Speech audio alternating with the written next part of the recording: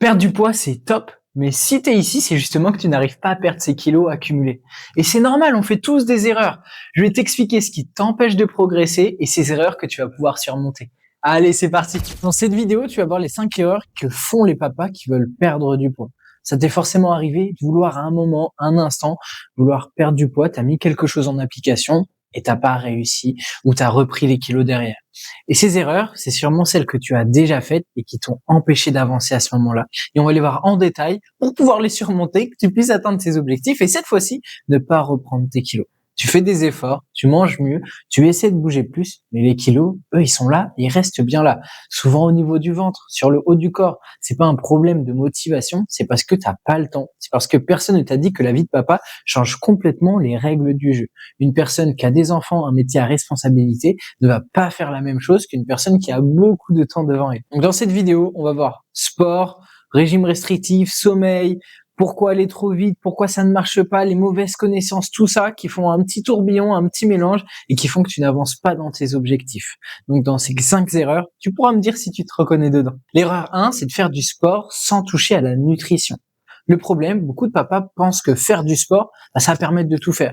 Tu fais de la course à pied, tu fais du rugby, tu fais du tennis, du foot et tu dis ok c'est bon, je vais perdre du poids. Avant je faisais ça quand j'avais 20-30 ans et ça marchait nickel. Sauf que maintenant, ton métabolisme, il s'est réduit. Et quand tu vas faire une séance de sport qui brûle 400 calories, bah après, avec ton repas, tu vas prendre au moins 800 calories et la bascule, elle est pas bonne.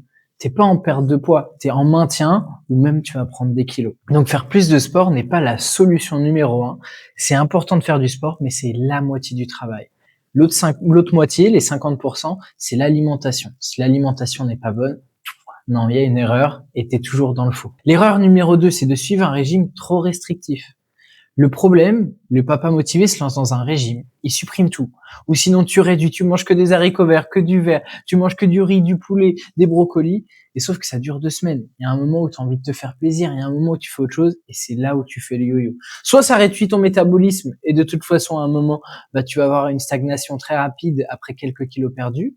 Soit tu vas perdre du poids et tu vas les reprendre tout de suite après parce que tu peux pas le maintenir. De toute façon, c'est des choses qui peuvent pas durer dans le temps, c'est sûr et certain. Ce qui va être important, c'est d'éviter les régimes parallèles à ta famille. Tu peux manger la même chose qu'eux. C'est de privilégier un déficit modéré et durable, des choses que tu peux tenir.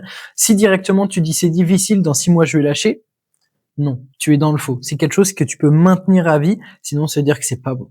Manger les mêmes aliments que ta famille, ça c'est cool, c'est bon. Si tu manges différemment, que tu fais 3 repas différents, il y a un moment où ça va te prendre trop de temps et tu vas lâcher. Éviter la frustration et les restrictions extrêmes. C'est normal de se faire plaisir. C'est normal si tes enfants veulent une pizza ou un McDo de se faire plaisir. C'est juste dans les quantités. Si c'est 18 fois dans la semaine, oui là c'est trop. Si t'en fais 2, on est large. L'erreur, c'est aussi de négliger ton sommeil. Quand tu dors, même là j'ai dit moins de 7 heures, mais en vrai, tant que tu arrives à dormir 6 heures, on est plutôt pas mal, mais qu'est-ce que ça fait de dormir pas assez? Eh ben, ton corps va produire plus de cortisol, l'hormone du stress. Ça va t'augmenter ta faim, ça va t'augmenter la fatigue aussi dans la journée, tu vas stocker plus facilement du gras, tu vas être plus facilement irritable, et c'est là où tu te retrouves avec un corps et aussi une mentalité qui ne correspond plus trop, où tu dis, oh, j'ai pris du ventre, j'ai pas l'envie, j'ai pas la motivation de faire quoi que ce soit, oh, je reste dans ça, oh, je vais me faire plaisir, je vais encore plus manger, etc. Ça va être aussi dû au sommeil. Ce qui va être important, on vise au moins 6 heures par nuit, 7 heures, on est au top du top. C'est d'éviter d'avoir les écrans. Allez, 1 heure, je suis large, c'est normal, si déjà une demi-heure avant, t'as plus les écrans et un environnement propice au sommeil. Ça veut dire luminosité, pas trop énorme le soir avec un gros écran qui est dessus, essayer d'être dans un endroit plutôt calme, de te sentir bien dans ton lit, c'est quelque chose qui va être important pour mieux dormir. L'erreur 4, c'est de vouloir aller trop vite, ça je le vois. Soit c'est faire beaucoup plus de sport, on passe à 6 séances, ou quelque chose qui est pas tenable sur la durée, qu'en plus de ça on fait un régime, que d'un seul coup on arrive à perdre 2-3 kilos limite en une semaine, qu'on est content. Non, ça va te fatiguer, tu vas pas réussir à tenir. Le but c'est que sur le premier mois tu arrives à perdre entre 2 et 4 kilos, on est plutôt pas mal. Le but c'est pas d'aller trop vite, c'est déjà d'avoir un rythme qui te convient. Une fois que on comprend ton corps, tu sais comment il fonctionne, toutes les actions sont bien mises en place, c'est là où on peut accélérer. Faut pas penser résultat et ensuite action, faut penser actions qui te conviennent et ensuite les résultats. C'est ça qui est important. C'est pour ça qu'il faut se fixer des objectifs réalistes à long terme, se limiter à grand max 4 séances par semaine, se reposer suffisamment entre les entraînements et accepter que la perte de poids prend du temps. Je reviens juste sur se reposer entre les entraînements. Si t'as pas le choix et que tu dois enchaîner 2-3 séances le lundi, mardi, mercredi, C'est pas grave, c'est mieux que de rien faire du tout.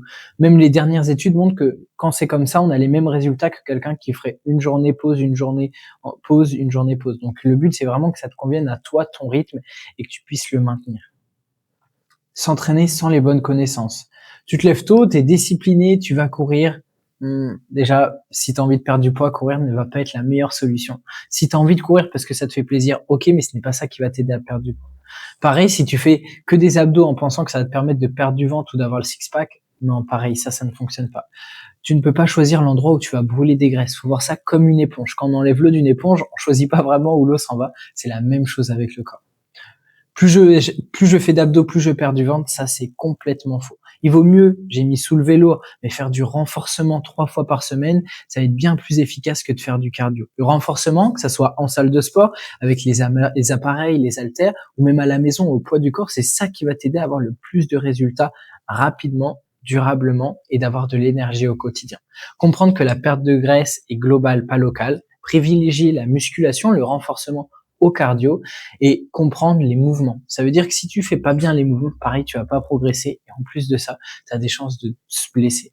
Il faut suivre une méthode qui va être structurée à ta vie, à tes objectifs, à tes envies et que ça soit adapté 100% à toi pour pouvoir le maintenir. Le récapitulatif de ces erreurs, sport sans nutrition, non, tu sais que tu vas droit dans le mur. 50-50. Le sport et l'alimentation, c'est la moitié chacun.